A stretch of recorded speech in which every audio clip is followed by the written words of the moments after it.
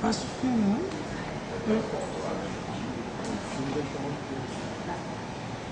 Mas falar para as pessoas como é que vai ser a ordem do dia.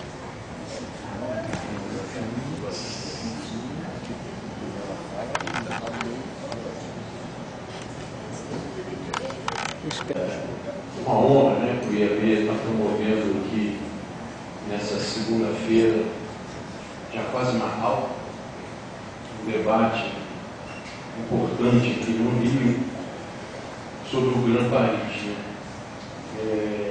A programação pensada, a gente primeiro vai ver um filme, né? Monique fala para a gente e depois Pablo e Sérgio debatem e Margarete também debatem um pouco as propostas do Gran Paris. Né? Eu acho que esse evento aqui é bem interessante, né, no sentido da gente também pensar a nossa cidade, né, o Rio de Janeiro. Menos associados. O primeiro é um tema de reflexões em torno do que seria morar no Gran Paris, e a gente viu que a proposta é fazer um pequeno Paris, uma pequena Paris, mas veja uma via extensa. Então, um segundo núcleo de reflexão que é sobre os sistemas metropolitanos e isso tudo que envolve a mobilidade, isto é, as estações, os transportes. Então esse é um outro pacote de reflexão, de ideias que a gente está vendo aqui. E o outro é também sobre a questão da natureza e a sustentabilidade, que os franceses chamam de développement durable, né? Então, como é que construir com a natureza dentro da perspectiva de uma cidade sustentável. Então, agora eles vão começar um outro segmento, agora em breve. Esse aqui foi sobre o Habitat Paris, mas eles vão começar um outro segmento agora. Agora eu vou sentar do lado de fazer essa questão. Certo.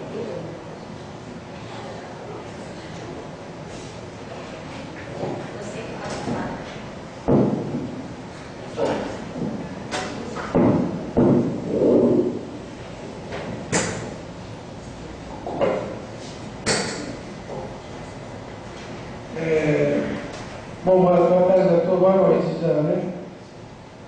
Realmente, com o filme dá para ter uma ideia, mas confesso a vocês que a gente vai tentar criar a partir da nossa realidade algumas questões.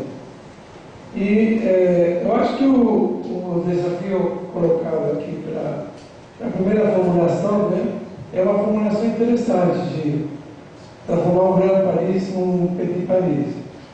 E, de alguma maneira, voltar ao sonho antigo, né, de você ter uma distribuição, uma organização urbanística e social, e fundamentalmente uma base econômica e produtiva muito mais distribuída no território. A única possibilidade que eu vejo, isso contrasta diametralmente com a nossa realidade da nossa metrópole. Se a gente for pensar na nossa metrópole, a maior parte do ponto de vista territorial, nós temos duas formas de produção da cidade. Uma cidade compacta, e essas duas formas convivem num território do Rio de Janeiro. Uma cidade compacta que, de alguma maneira, exaure o território a exaustão. O exemplo mais claro disso é toda a zona sul do Rio de Janeiro, e isso tanto no topo do polo mais dinâmico do topo, que é capital imobiliário, com a hiperverticalização, como também no setor popular, como também na autoconstrução via urbanização, via favelas, via expansão vertical de favelas. Então, temos assim. E outra forma que caracteriza a nossa sociedade latino-americana é a forma que a gente chama difusa, né? Que é a forma da urbanização espalhada, da urbanização estendida. E aqui também, esse fenômeno se verifica tanto no topo da cadeia, quando me refiro ao topo da cadeia, me refiro ao investimento do capital imobiliário, como nos setores de autoconstrução. Então, essa lógica da cidade latino-americana, e do qual eu vi um bom exemplo disso, é a mistura dessas duas maneiras de construir cidade. Tanto a cidade compacta como a cidade difusa. A referência desse termo é o Pedro Abrão, um texto muito interessante que chama Cidade Confusa, que não é de confusão no sentido de confusão, mas das junções de compacta e difusa. Se a gente observar o Rio de Janeiro, 40% da oferta de emprego está localizada na AP1. A AP1 é a área central do Rio de Janeiro. No entanto, apenas 3% da população está localizada nesse local. Então, já o primeiro dado é a primeira constatação. Quando a gente pensa em convertir o grande, e aí seria o grande rio, o pequeno rios, a gente tem que pensar, em primeiro lugar, como a gente vai fazer essa questão da distribuição do emprego. Por sua vez, hoje tem mais ou menos 30% da população que é a P5, que é onde se concentra essa expansão suburbana, sobretudo autoconstruída, e onde hoje as políticas habitacionais estão tomando isso como um território privilegiado. 58% da construção do Minha Casa Minha Vida, na faixa de 0 a 3, está localizada na AP5. Então, quer dizer que o que a construção oficial está fazendo é reafirmar um processo perverso de localizar pessoas sem emprego. Localizar pessoas num lugar da cidade onde a oferta de emprego é muito insuficiente. Você tem 26% da população e menos do que 6% da oferta de emprego. Em alguns bairros é muito mais dramático. Paciência, por exemplo, você tem 65 mil pessoas em idade ativa e tem 3 mil ofertas de emprego. Ou seja, você tem 62 mil pessoas que são obrigadas a se deslocar. Qual é o resultado disso? Que você tem no Rio de Janeiro, e isso se, de alguma maneira, se traslada para a região suburbana, você tem uma cidade extremamente tensionada, onde as pessoas, para sobreviver, têm que sair do lugar que elas estão. E como o transporte nosso ainda é de péssima qualidade e é caro, muitas vezes isso se traduz de uma forma de confinamento. No entanto, então eu acho que a primeira discussão, no meu ponto de vista, seria o local da moradia na cidade, o local que não pode estar desvinculado exatamente dessa questão do local do trabalho na cidade. A segunda discussão possível, e aí eu acho que um pouco o Fira colocou isso também, é a qualidade da moradia. Eu e isso cada dia é mais patente, mais evidente, que a habitação não se faz, quer dizer, não se mora na cidade só morando na casa. É impossível você ter uma boa qualidade de vida você morando apenas na sua residência. Morar num bairro no qual você tenha um raio de deslocamento. Isso eu recupero a ideia muito antiga da mulher de vizinhança, do Carlsberg, enfim, toda essa literatura que de alguma maneira pensou que seria a qualidade do bairro. Mas isso se torna muito mais patente na nossa cidade. Há bairros onde você tem, claramente na zona sul da cidade, alguns locais da AP3, que é a primeira coroa suburbana, né? Você tem enorme qualidade de vida, no sentido de que você tem um complemento necessário à habitação. Ao contrário, nessas expansões periféricas de baixa densidade, até pela própria baixa densidade, o que você tem é uma pouquíssima oferta de complemento para alimentação. Houve uma expansão em baixa densidade, você tem pouco comércio, você tem pouca diversidade, você tem pouca oferta. A maior parte das atividades, do ponto de vista de mercado, se viabiliza a partir de uma certa densidade. E não me refiro apenas à densidade populacional. É muito mais do que densidade populacional, é densidade de renda. Então, essa seria a segunda escala que acho que a gente deveria observar. E a última escala, não menos importante, é a escala da unidade residencial. E por que digo que também é o menos importante? Porque, na realidade, a unidade residencial, de acordo com os setores de renda e com as estratégias de reprodução familiar, ela pode desempenhar um papel fundamental.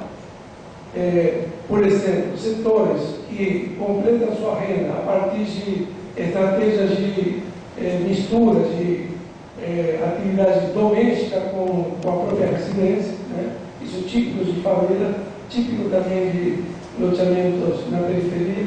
Então, acho que essa terceira dimensão ela tem uma expressão direta na flexibilidade. Se a gente pensar a habitação do ponto de vista flexível, ela permite pensar também a possibilidade de incorporação de outra atividade produtiva. Se a gente analisar a história da habitação social na América Latina, o Previ de Lima, por exemplo, com um concurso histórico, né, previa, entre outras coisas, para a redundância aqui no nome, previa a expansão da residência. Nenhuma das expansões feitas pelos populares, que fizeram ela, coincide com as expansões pensadas com o Sanguiteiro. E todas essas expansões, a maior parte delas, são incorporação de dimensões produtivas no que era simplesmente habitação.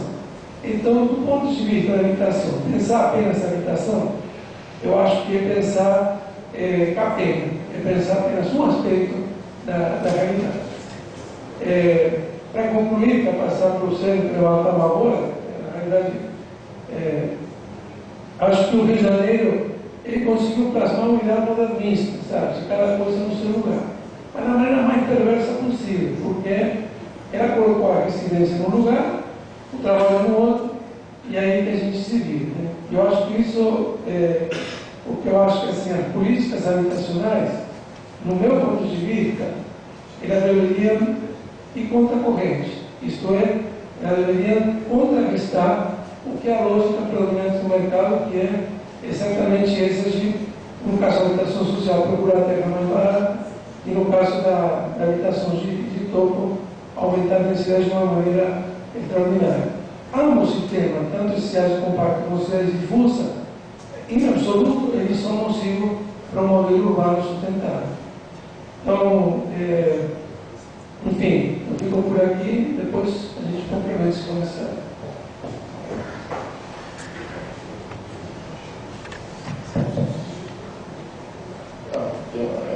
Foi maravilhoso, sem dúvida. E você coloca questões muito relevantes. Eu queria aceitar essa tua oferta, uma bola levantada para a gente jogar. Eu quero comentar também antes sobre essa síntese que a Margarete traduziu ao final da apresentação, sobre o desejo de fazer da Grande Barriga um lugar agradável na escala pequena, que chamou de Petit Paris. Petit Paris era um restaurante muito simpático que tinha aqui no centro do Rio de Janeiro, alguns anos que lembrar, né? No quarteirão da Avenida Central. Uma segunda escala metropolitana, sistema metropolitano, e o terceiro aspecto que é sobre a sustentabilidade, natureza e sustentabilidade. Eu vou falar de um tema que eu sei quase nada e ela sabe quase tudo. Então, certamente vou dizer algumas impropriedades.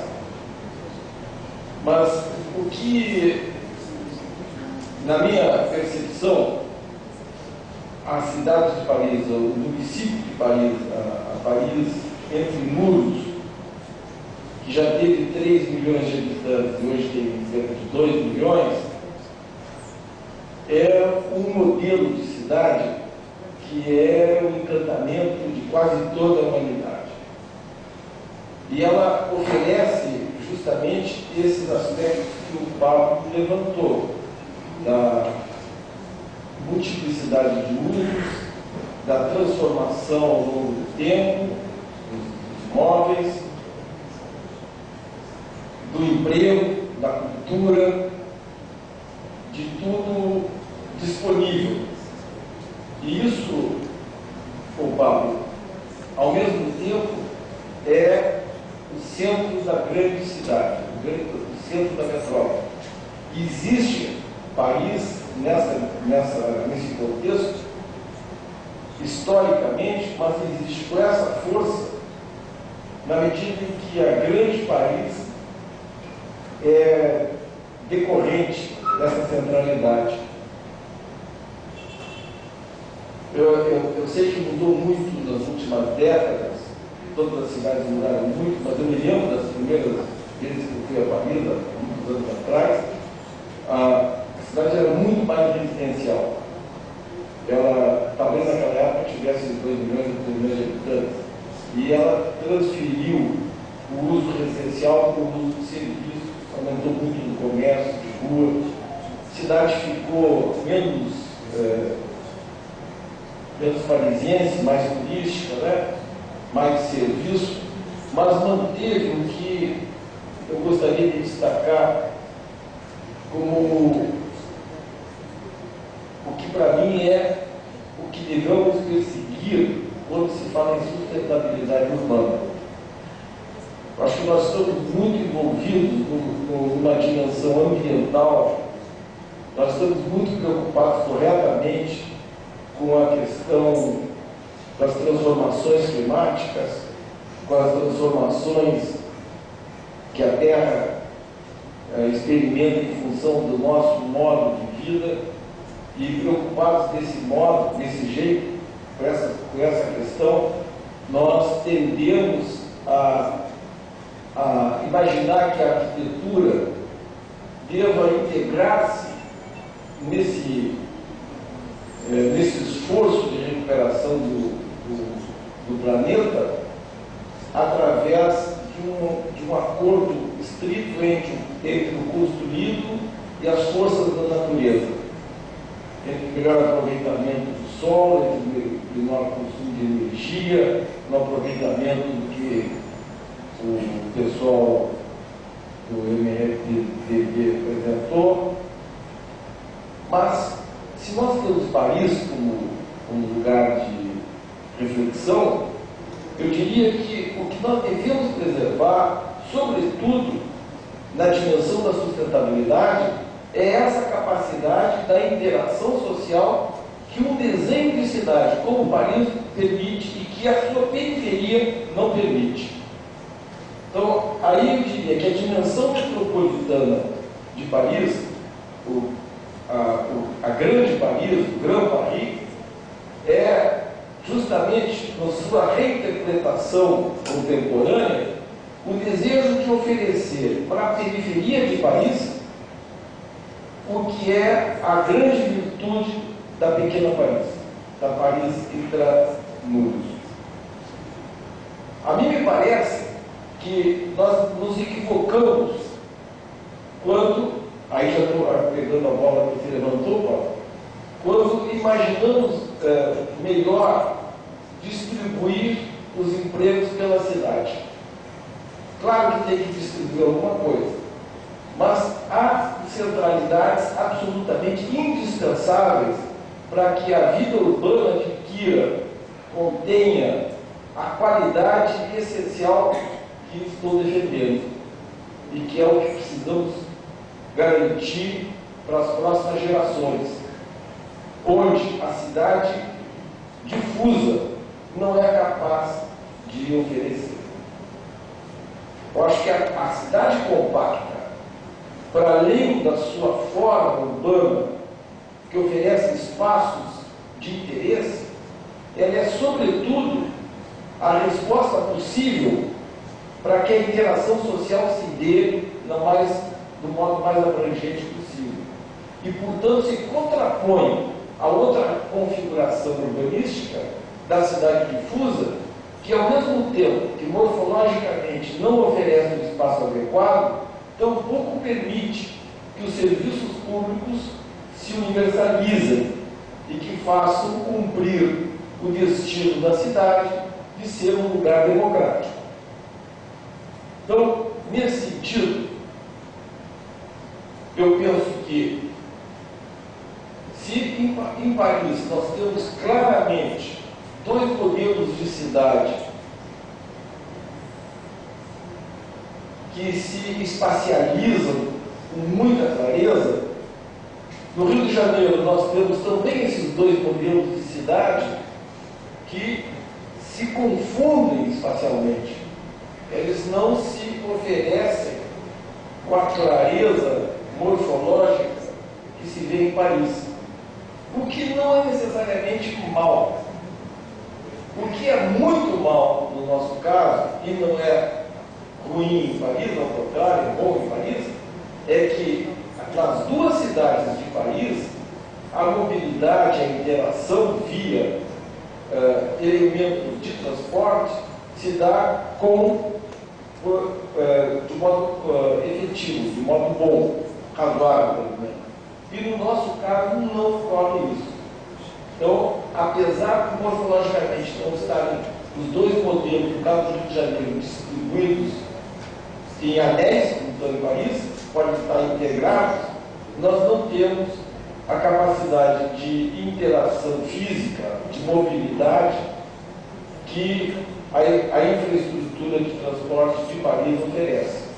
Então, por isso, Alphaville preocupa muitíssimo que 40% do emprego esteja no centro, quando só tem 3% da população, e, ao revés, na AP5, se ter 3% de emprego e 40% da população.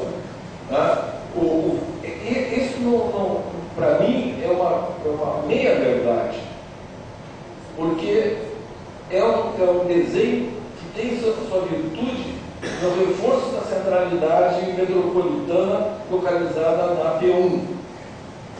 Mas é uma verdade perversa também, porque assim como está distribuído o emprego e a habitação, não está oferecido o modo de interligação entre eles eficiente. Não tem um transporte casa-trabalho, trabalho-casa, pelo menos este, que tenha a eficiência que o tamanho da cidade e o volume de pessoas exigem.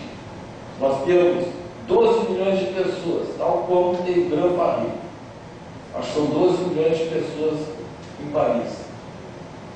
Nós temos um núcleo em Paris com 2 milhões de pessoas e talvez 40% também dos empregos. Nós temos um núcleo metropolitano, se nós englobarmos o centro da cidade, as partes da Zona Sul e parte da Tijuca e um pedaço de Niterói, que dá talvez também 2 milhões de habitantes e talvez dê mais de 40%, talvez daí já deu 70% do emprego, 60%, 70% do emprego formal. Mas as interligações são absolutamente diferentes do que ocorre na França. Então, aceitando em parte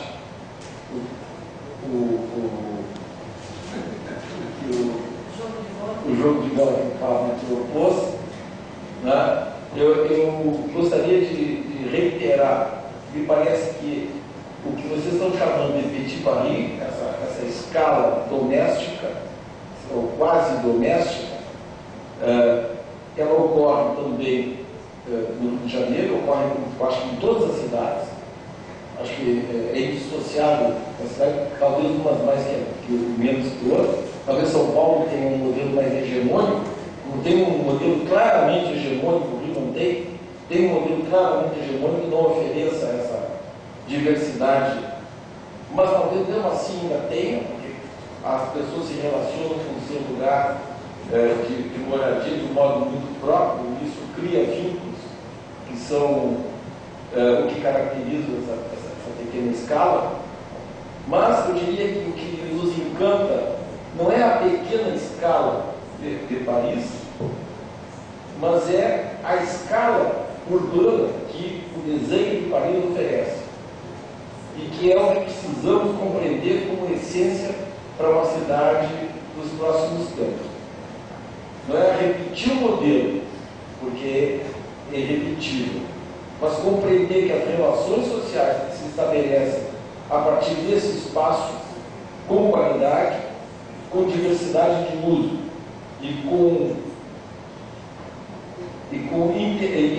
vivência das pessoas, é isso que nós precisamos oferecer como elemento permanente a ser garantido para as próximas gerações. O nosso desafio de sustentabilidade, portanto, de natureza urbanística, não é no âmbito da natureza, mas é no âmbito da cultura.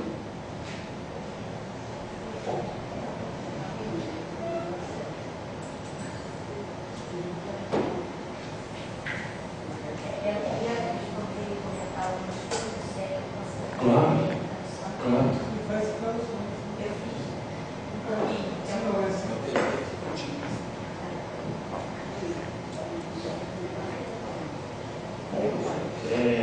Eu tive que me ausentar, porque tinha uma entrevista que tinha que dar ali, eu tive que sair. Então eu vi um pouco a fala do Pablo, peço desculpa ao Zé, não deu para acompanhar o que ele falou, mas acho que a gente vai passar a palavra para você fazer suas considerações e depois a gente abre para um debate. Né? Oui, je voudrais d'abord dire, je suis absolument d'accord avec tout ce que vous avez dit, parce que c'est une analyse qu'on a faite, bien sûr. Là, ce que vous avez vu, c'était juste un tout petit résumé de notre posture. Mais ce qui est important, c'est que quand on a été voir Sarkozy, le Premier ministre,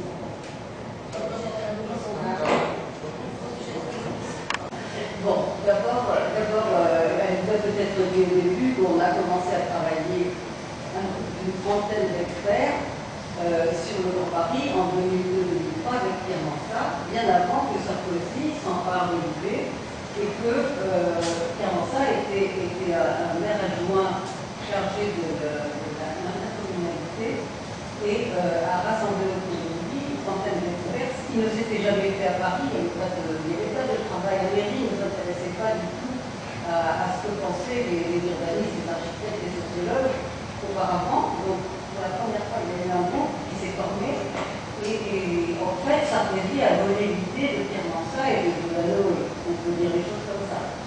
C'est-à-dire qu'en 2008, en 2007-2008, quand il nous a demandé de travailler et qu'il y a eu un concours international, les 30 personnes qui travaillaient pour Pierre Mansart se sont retrouvées dans pratiquement toutes les équipes, les 10 premières équipes. Bom, Carmen pediu para. Ela começou a falar, estava de acordo com eles, pediu para esclarecer que o Grand Paris não é um projeto de Sarkozy, porque muitas vezes a gente confunde. E que esse projeto começou, como eu falei, rapidamente em 2001, 2002, com mais ou menos uns 30 especialistas franceses de vários campos, começaram a trabalhar com o Pierre Mansart, que era um subprefeito, que começou a se preocupar com aquilo que eles chamam de consórcios intermunicipais, isto é, a intermunicipalidade em relação aos municípios que formam a e isso era contrário ao que a gente queria, porque eles responderam ao Sarkozy com um slogan, que é de todas as equipes e que eu vou traduzir também, é que nós vamos fazer a cidade sobre a cidade.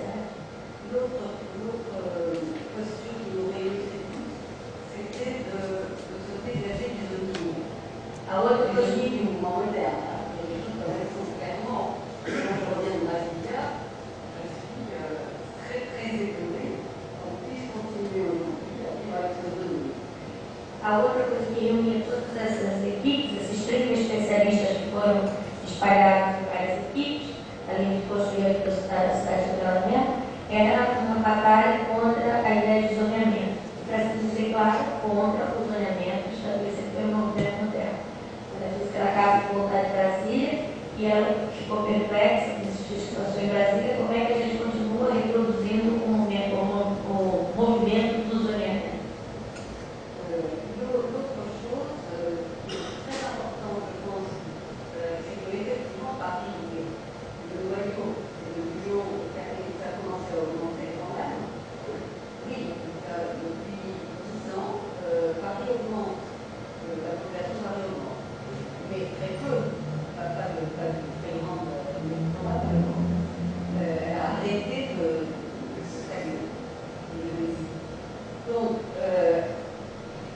Termine ta Et phrase. la phrase, ce que je voulais dire, c'est que quand on parle de ville compacte, l'idée c'est qu'il y a une situation très très différente selon qu'on habite le centre et selon qu'on habite la périphérie de Paris.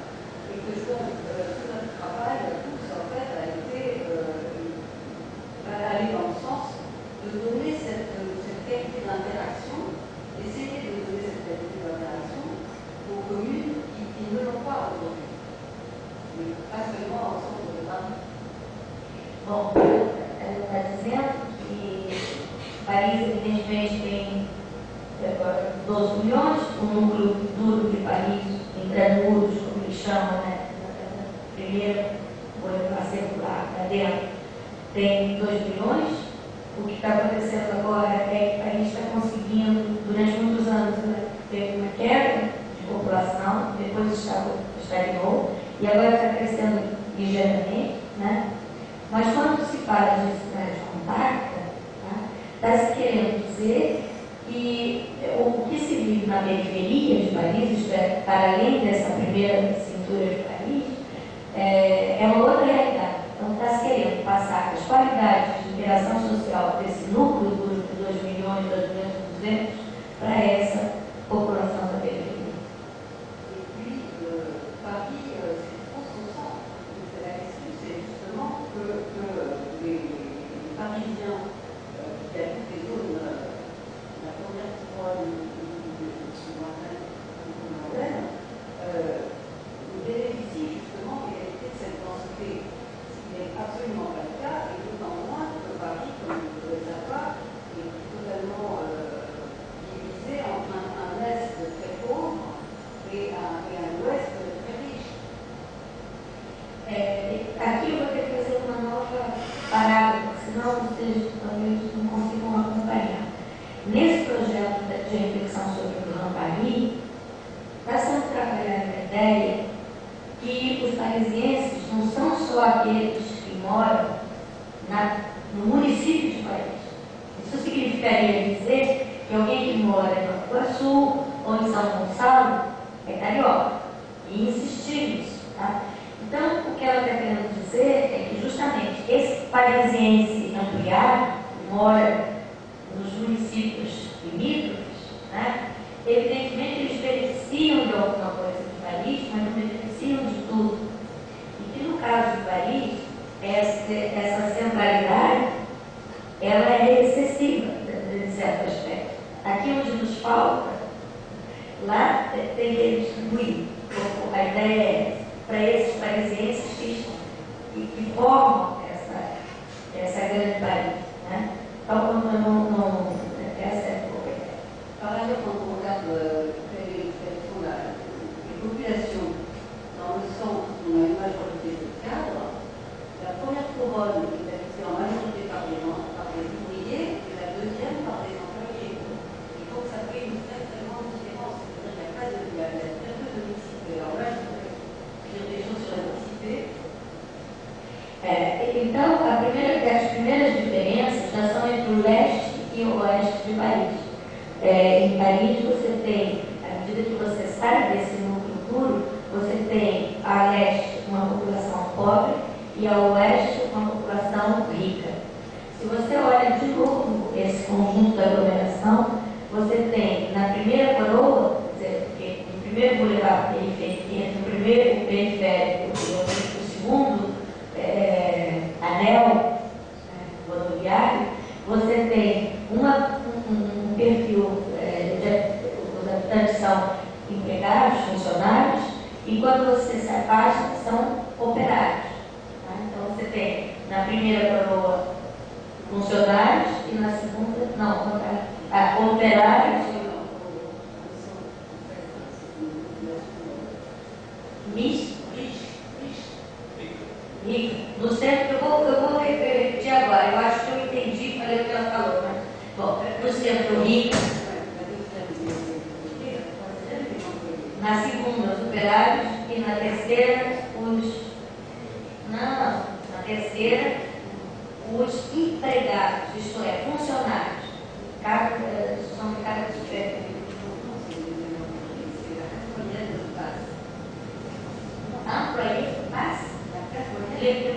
4 ans, elle est plus haute. Non. Donc, en portugais, c'est comme j'ai parlé. Les ouvriers sont intermédiaires entre Paris et les employés en fait. Nós temos um problema aqui de categoria socioprofissional. E lá eles falam uma coisa que significa outra para nós. A ideia é simples. Paris é rica, a primeira circunferência é de gente pobre e quando vai mais para fora é de gente um pouquinho boliviano, um pouquinho maior. Então é rico, pobre e depois classe média. Baixa. Alors, donc le problème aujourd'hui, on a essayé de sortir, on a essayé de travailler, et c'est pour ça que j'ai visité ici par c'est la question de la mixité. De la mixité, parce que nous avons une loi très importante, hein, tu dois la connaître en fait, qui est la loi SRU, qui a été votée pendant la première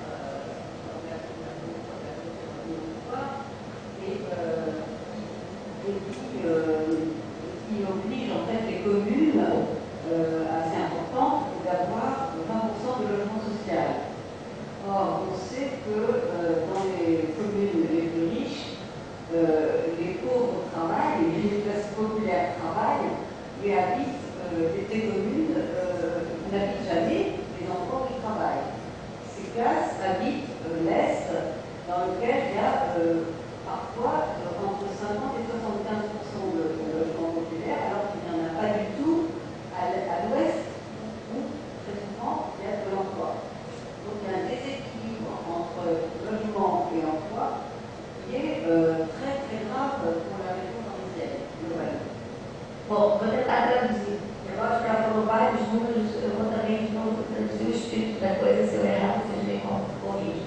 Ela está dizendo que uma das preocupações desse trabalho foi também levar em conta essas assimetrias entre leste e oeste e entre também lugar e perfil de população que mora nessas coroas de coroas. E então gerar uma maior mistura social. Desde 2002, se eu não estou enganada,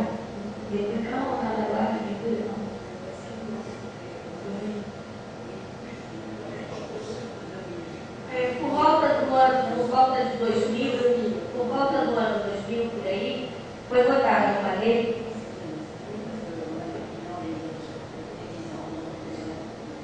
então, por volta do ano 2000, 2001, 2002, eu fiz uma coisa que escreveu 2002, não importa.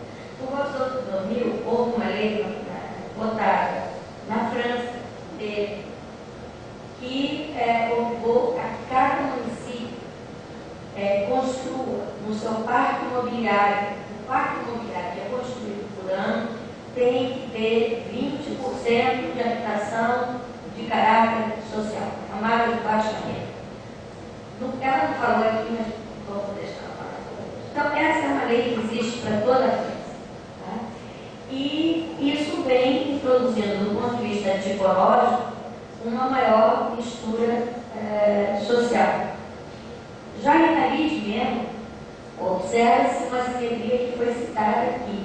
Nem sempre os operários, ouvriers e os employés, isto é, os funcionários, a pequena classe média, para nós seria classe média alta, média, alta, essa classe média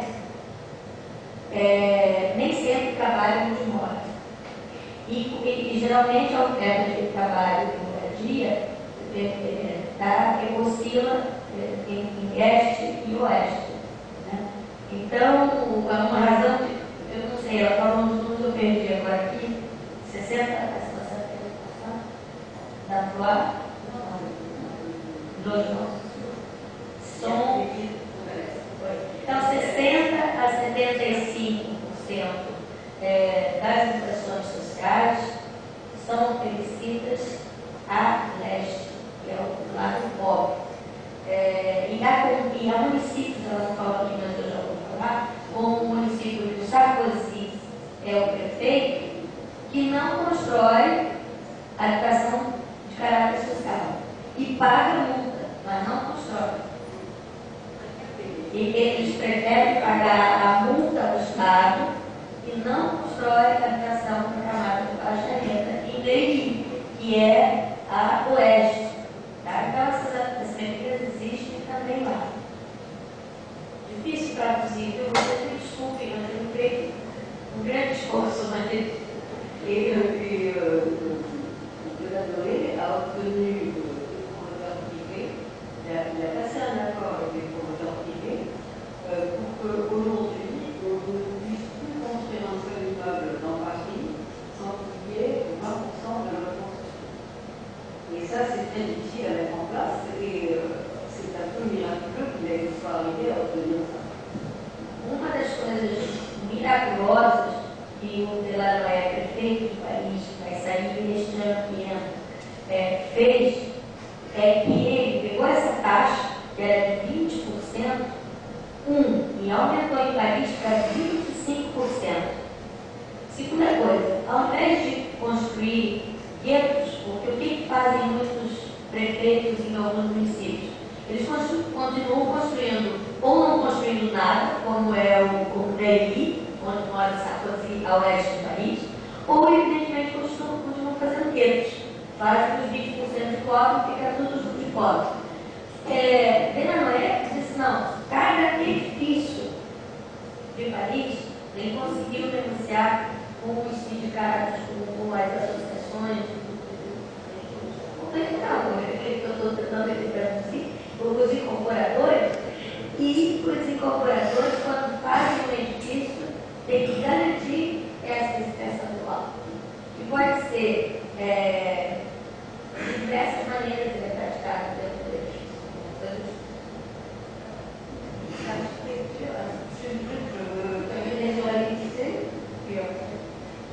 L'architecture a toujours permis l'inclusion sociale, puisque ici, comme je pense que c'est pareil, en France, ce n'était pas le cas en Espagne, le fait d'avoir dans un même immeuble des studios et des 5 pièces et des 3 pièces entraîne déjà de la mixité sociale.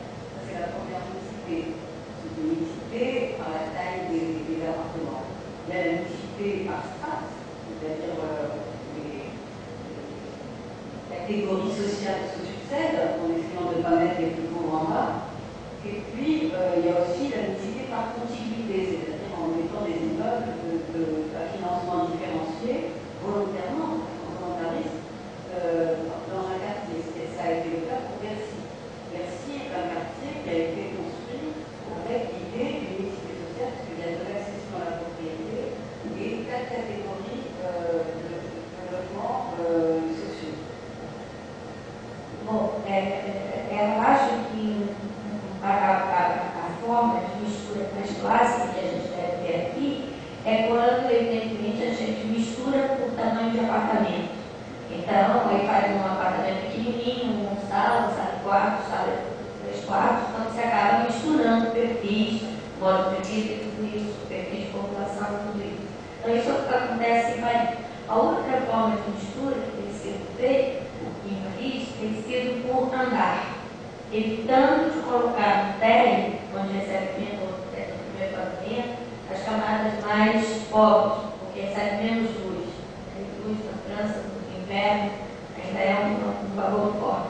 Então, tentando misturar por estrato, mas não colocar aqui embaixo os mais pobres, botar pelo meio. E a terceira forma de mistura, que está sendo feita também, é por contiguidade, isto é, um prédio ao lado do outro. Então, esse foi o caso, por exemplo, do bairro de Bercy. No bairro de Bercy foram colocados edifícios para quem queria comprar o apartamento. E 4 modos de financiamento, 4 tetos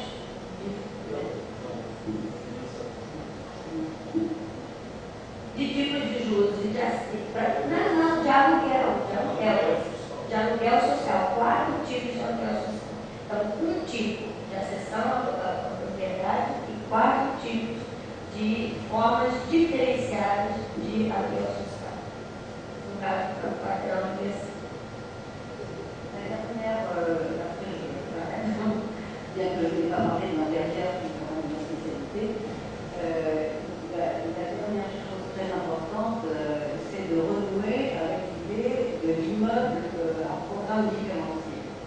c'est-à-dire commerce, bureau, logement, et parfois des logements pour des catégories différentes, hein, pour des grandes familles, pour des étudiants, pour des célibataires, etc.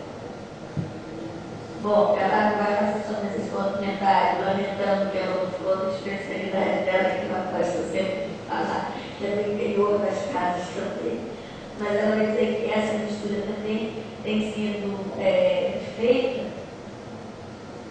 Esqueci. Diversidade de uso, essa é a mais corrente, né? É a diversidade de programa que mistura, na nossa universidade de como mistura-se os usos. Então, comércio, habitação, escritório, no programa da edificação. Bom, eu acho que sem querer a gente tem aqui uma convergência, né, interessante de falas. Sem querer não, eu acho que participamos quase de uma visão bastante convergente com relação à cidade. Né? A cidade deve ter uma multiplicidade de usos, deve ser uma cidade de mistura de categorias sociais também. A questão da flexibilidade da própria residência, uma vez que as famílias estão mudando de perfil, né, e a própria cidade tem um desenvolvimento, o perfil da família varia ao longo do tempo, né? E eu acho que, enfim, nós temos aqui um quadro assim, interessante, que algumas questões o Brasil vem, por exemplo, há muito tempo tentando e não consegue implantar, né? O programa Minha Casa Minha Vida está, como o Paulo menciona, bem correntemente, usando da terra barata para implantar as habitações. Essas habitações são descontextualizadas de emprego, né, de uma cidade mais estabelecida, uma cidade que garanta a própria reprodução e a sobrevivência dessa população mais pobre, né, em que também a Monique também coloca a questão, né, de isso está presente também na cidade europeia, na cidade, vamos dizer assim, capitalista, né, contemporânea, de uma certa separação, né, que é difícil que nós passamos a ter incentivos e promoção disso de uma maneira mais estruturada e forçando, vamos dizer assim, o mercado que invariavelmente está tentando forçar que haja sempre guetos, né, de ricos e guetos de pobres. Um perfil diferenciado na Europa e aqui também um problema nosso. Né? Agora, o que eu acho que é interessante da experiência de Paris, particularmente, é uma certa pulverização dos empreendimentos, uma vez que eles às vezes estão inseridos dentro de contextos concretos e a escala dele nunca é uma escala como a gente vê aqui no Brasil. A nova Guaratiba, não sei se vocês têm oportunidade de nova Sepetiba, ela repete a mesma implantação da Cidade de Deus, tanto é que o Fernando Meirelles vai usar como locação para representar a Cidade de Deus, no momento da sua implantação, a nova Sepetiba que está lá, e ele usa aquilo como cenário do que foi um dia a Cidade de Deus. A gente está repetindo o modelo do BNH depois de tantas críticas a ele.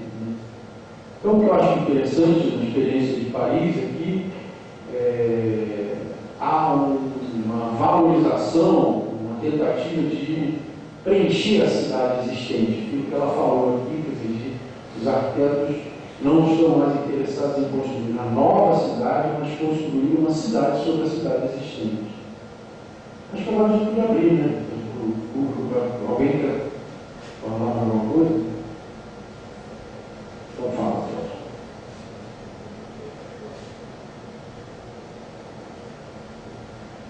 Enfim, eu peço que as pessoas se apresentem.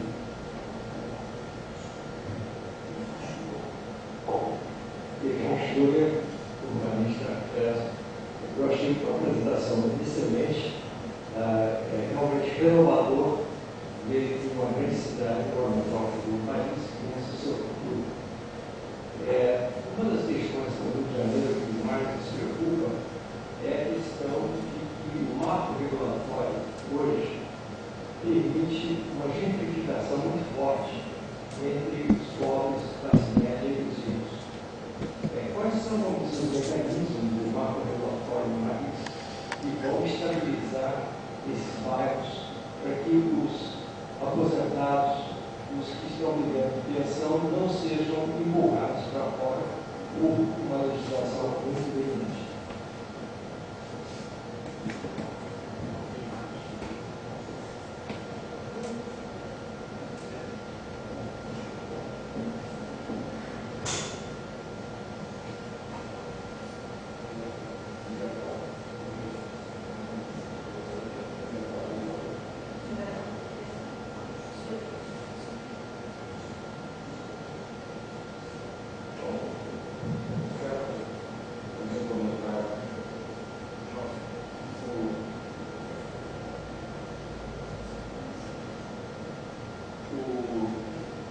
Nós somos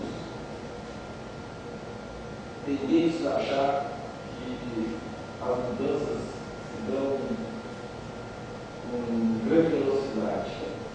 É assim que nos países se nos apresentam no nosso cotidiano.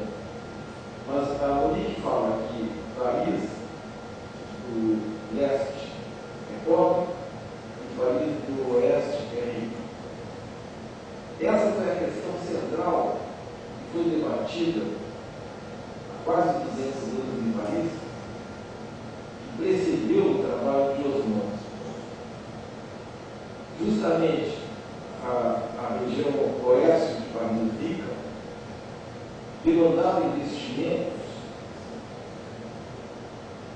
que os bairros mais pobres, sobretudo os bairros de esquerda, do Quartier Latin, se opôs, depois a partir dos debates intensos, dizendo que a cidade deveria investir onde as pessoas moram e não onde os ricos estão indo morar. Tem quase 200 anos que casualmente é o oeste também.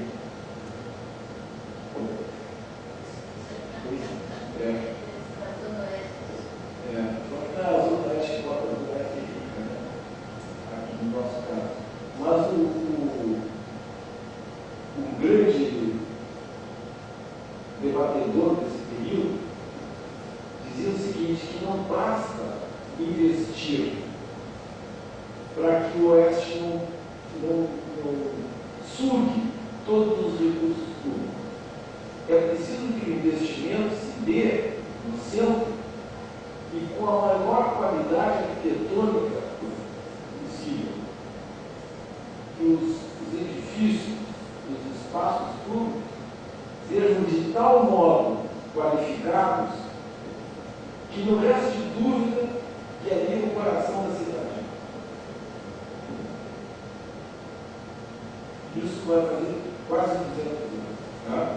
Como eu disse. Bom, essa velocidade não se dá também de modo rápido, como nós imaginamos, quando, por exemplo, se valoriza o que você alguém chamou aqui de Betibari, que é a pequena escala onde há interação e as pessoas têm apelo, e as pessoas gostam desse lugar.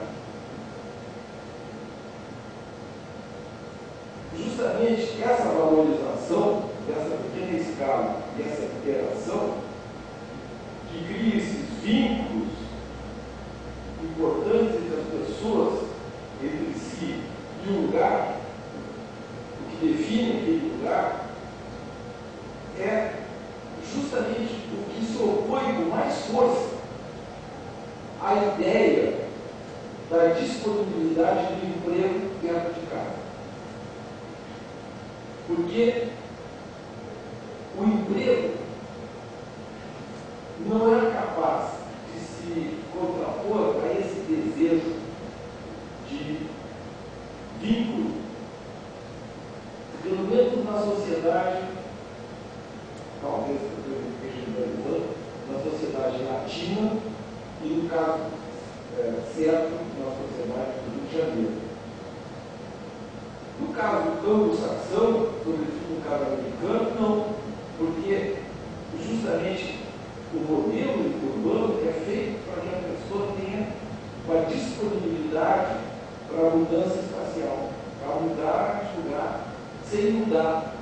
Né? Então, a pessoa se desloca para qualquer cidade do país, para qualquer bairro, que as casas são sempre as mesmas, os bairros são sempre as mesmas, e os vínculos sociais, como identificou o Richard Sennett no seu livro A Formação do Caráter, os vínculos não são afetivos permanentes, mas são afetivos com o trabalho. Com quem a gente se relaciona com o trabalho, não é com quem a gente se relaciona no lugar onde vive. Então são dois modelos muito diferentes de cidade, que dentro da permanência que o país oferece, que o Rio de Janeiro se oferece, a gente precisa considerar quando defende uma proximidade que o emprego de hoje não é capaz de oferecer, porque o emprego de hoje não é permanente, não é eterno, não tem estabilidade. O emprego de hoje é volátil e a residência é muito menos transitória que se pode parecer.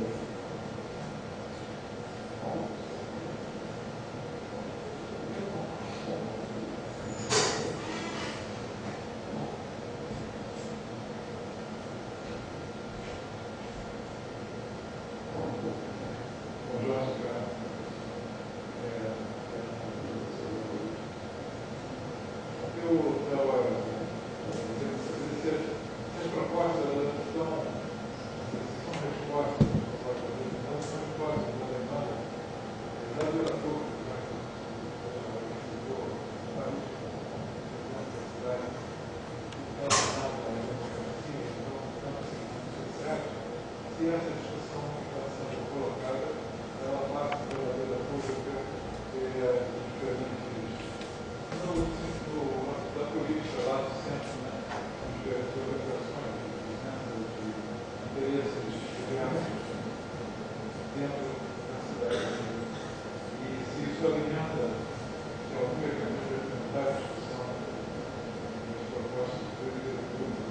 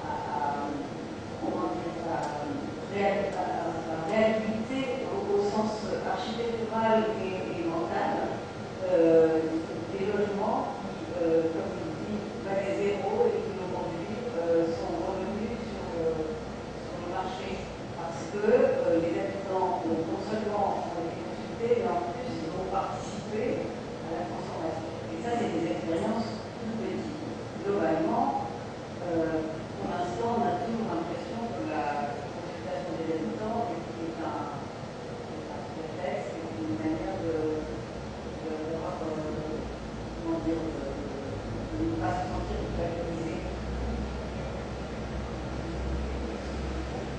dans le cas de Grand Paris, on n'est pas allé beaucoup plus loin que la loi. La loi oblige maintenant. Bom, de novo, na França tem, fazendo um comentário, acho bom esse debate porque a gente também tem muitas ideias feitas e ajuda a gente a reequilibrar. Né? Já disse que na França tem uma lei que obriga agora a proceder a uma consulta aos habitantes. A lei existe. Replica. Mais ou menos desde uns 10 anos. É muito recente. No caso da França, muito recente. 10 anos. Agora. De novo.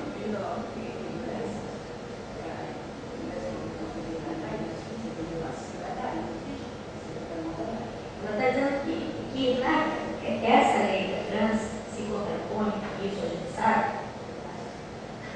A França é um Estado centralizador, ao contrário das experiências dos outros países de cultura protestante que trabalham de baixo para cima, mais municipalistas, mais de baixo para cima. Então, ela está dizendo que há uma diferença muito grande.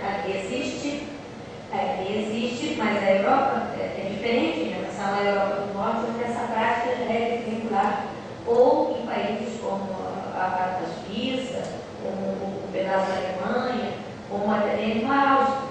Isso existe. Agora, o país não é assim. Então, a consultação existe, mas os moradores geralmente reclamam que quando eles são consultados, os projetos já estão prontos, né?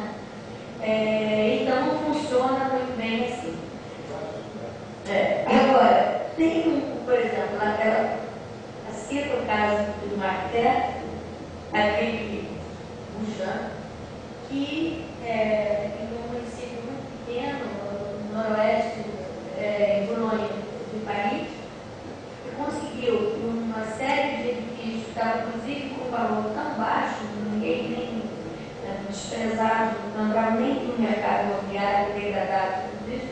Ele fez todo um projeto recentemente de requalificação desses edifícios e de requalificação, inclusive, mental, no sentido de que foi trabalhada a representação mesmo que os habitantes faziam no lugar disso e conseguiu reverter completamente esse quadro.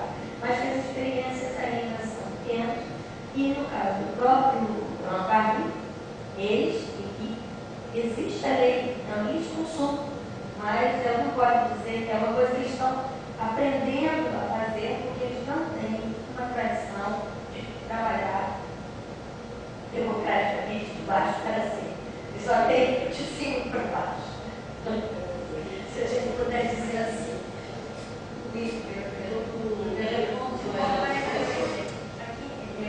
En fait, dans cette équipe,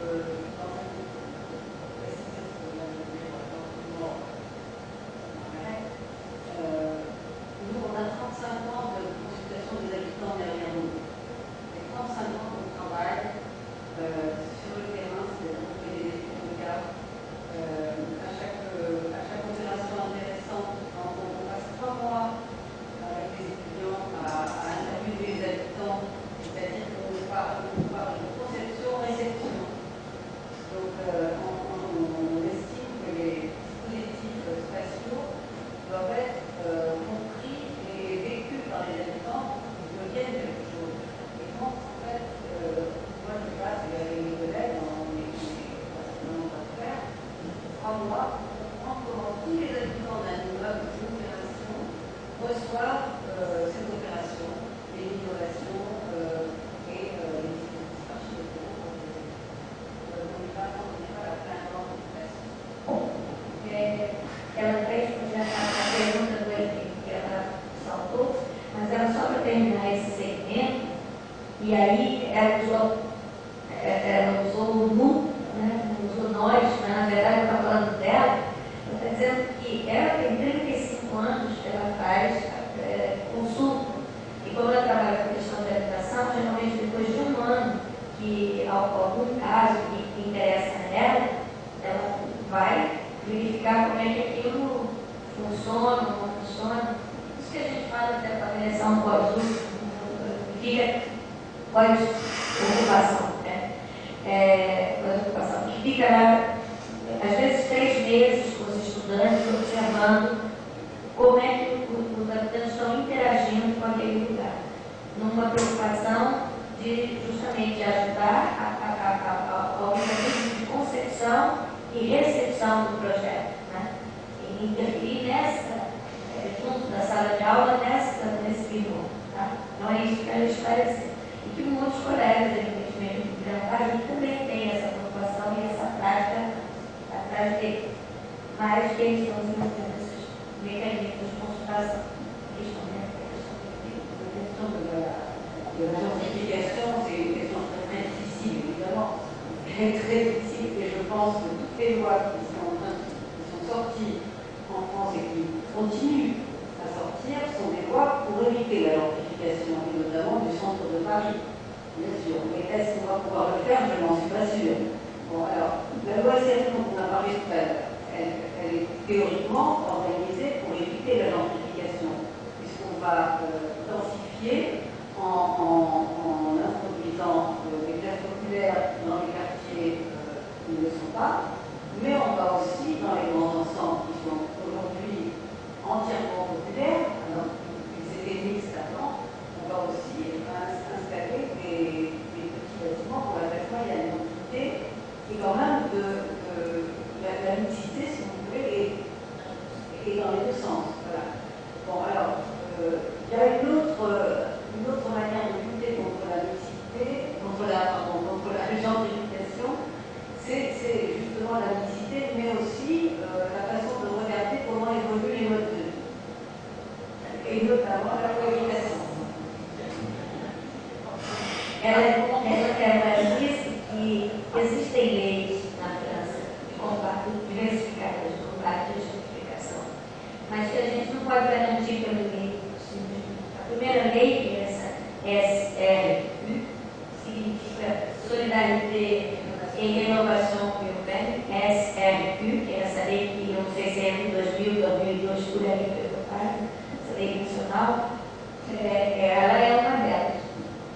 Mas a gente acabou de ver com o caso do município de Neuilly, que é colado em Paris, a oeste, que pagam multa e continuam ricos. Muita coisa. Então, há uma tentativa também de garantir a não valorização excessiva de certas áreas, a gentrificação de outras áreas, no caminho oposto. Por exemplo, agora, os grandes conjuntos habitacionais que foram concebidos para 700, 800 mil unidades e quantas unidades, têm uma tendência nas áreas remanescentes livres de construir pequenos edifícios para camadas de outros patamares de renda para ajudar a fomentar de novo essa mistura. Aí eu interrompi porque já estava.